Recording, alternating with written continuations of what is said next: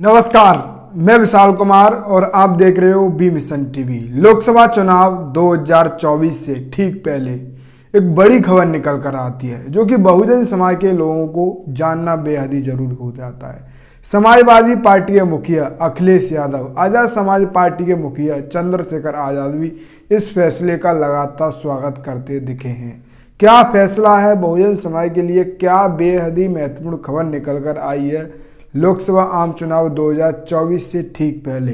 इस खबर के साथ साथ तमाम बहुजन समाज से जुड़ी हुई छोटी बड़ी खबरें भी बताऊंगा। साथ ही साथ एक बेहद ही महत्वपूर्ण विषय पर बातचीत करूंगा। कुछ सवाल आपके बीच रखूंगा जिनका जवाब आपको कमेंट बॉक्स में तथ्यों के साथ सोच समझ के देना है। फिलहाल आइए हम आपको सभी खबरें विस्तार समझाते हैं। जैसा कि मैं आपको बताने की कोशिश करूँ, इस समय लगातार 5 राज्यों में होने वाले विधानसभा आम चुनाव की तैयारियों में तमाम राजनीतिक दलों के नेता लगे हुए हैं। बहुजन समाज पार्टी की अध्यक्ष मायावती की भी रैली 6 नवंबर से शुरू होने वाली है मध्य प्रदेश राज्य में। पहले चरण में मध्य प्रदेश राज्य में रैलियां होंगी, दूसरे चरण में बहुजन समाज पार्टी के अध्यक्ष मायावती 17 नवंबर से शायद राजस्थान प्रदेश में चुनावी जनसभाएं करेंगी। बहुजन समाज पार्टी के अध्यक्ष मायावती मैदान में, कांग्रेस भी मैदान में, भारतीय जनता पार्टी भी मैदान में।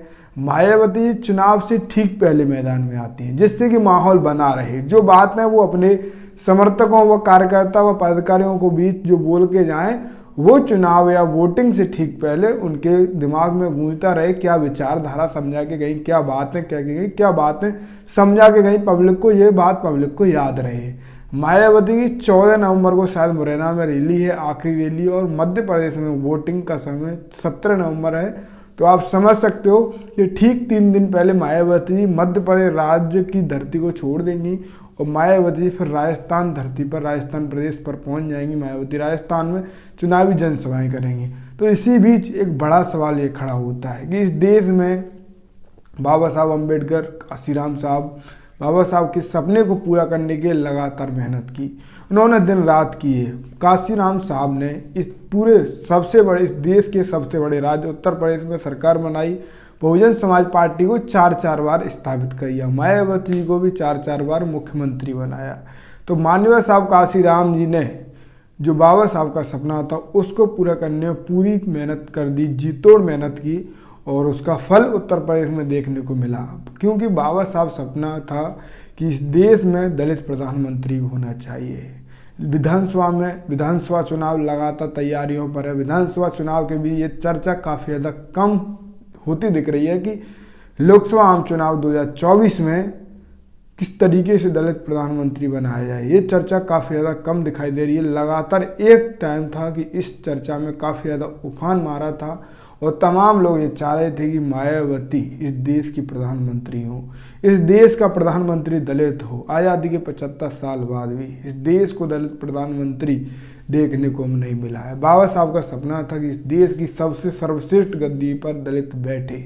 तो उस सपने को साकार करने के लिए अब समाजवादी पार्टी के मुखिया अखिलेश यादव भी लगातार समर्थन दिखाते दे गए, क्योंकि वो कांग्रेस से लगातार नाता दूर होते दिख रहे हैं। कांग्रेस पर लगातार आरोप प्रत्यारोप लगाते दिखाई दे रहे हैं।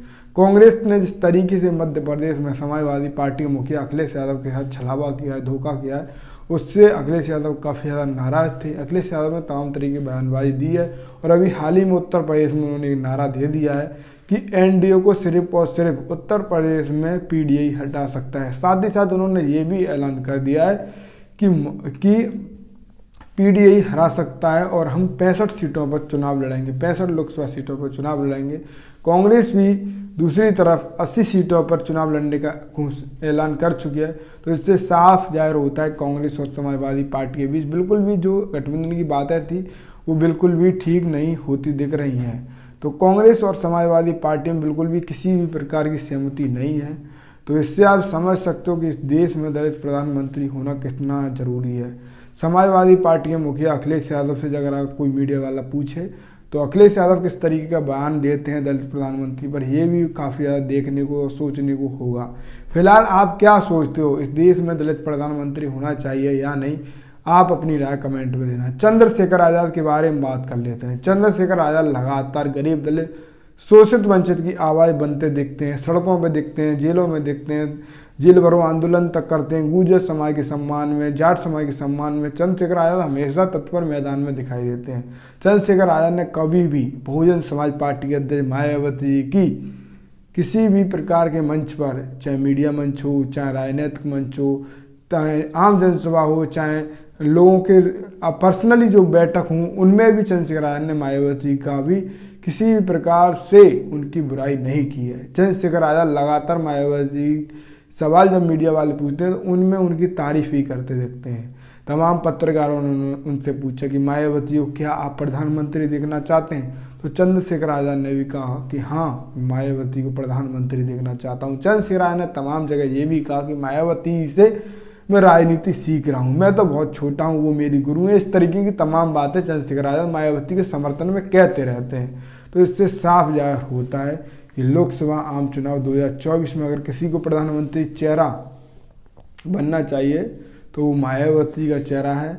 और कांग्रेस और समाजवादी पार्टी में बिल्कुल भी ठीक ठाक संबंध नहीं है।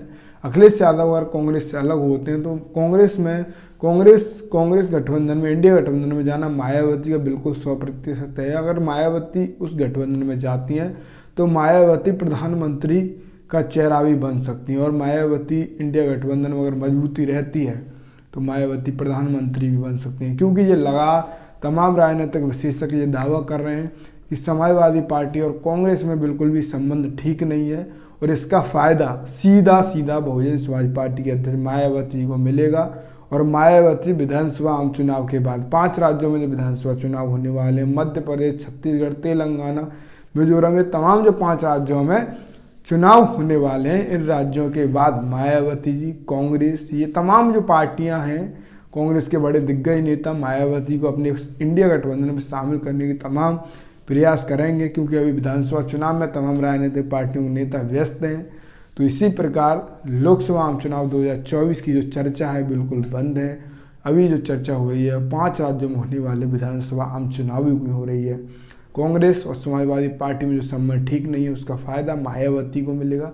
मायावती जी अगर इंडिया गठबंधन में जाती हैं, इंडिया गठबंधन में शामिल होती हैं, तो प्रधानमंत्री का चेहरा बनना उनका बिल्कुल तय है, क्योंकि इस देश को अभी तक प्रधानमंत्री का चेहरा नहीं मिला और इस देश को ना ही प्रधानमंत्री कोई मिला है, दलित प्रधानमंत्री। तो दलित प्रधानमंत्री के चेहरे के रूप में सिर्फ और सिर्फ मायावती ही वो नेता हैं जो दलित समाज उनको प्रधानमंत्री देखना चाहते हैं। फिलहाल आज के इस पूरे घटनाक्रम पर, आज की इस पूरे वीडियो पर आपकी क्या राय है, आप अपनी राय कमेंट में देना। और हम फिलहाल मध्य प्रदेश में होने वाली बहुजन समाज पार्टी के मायावती की चुनावी जनसभाओं को कवरेज करने के लिए निकलने वाले हैं। फिलहाल आप बी मिशन टीवी को सहयोग करें और बी मिशन टीवी से जुड़े रहें। आपका इस वीडियो में आखिर तक बने रहे।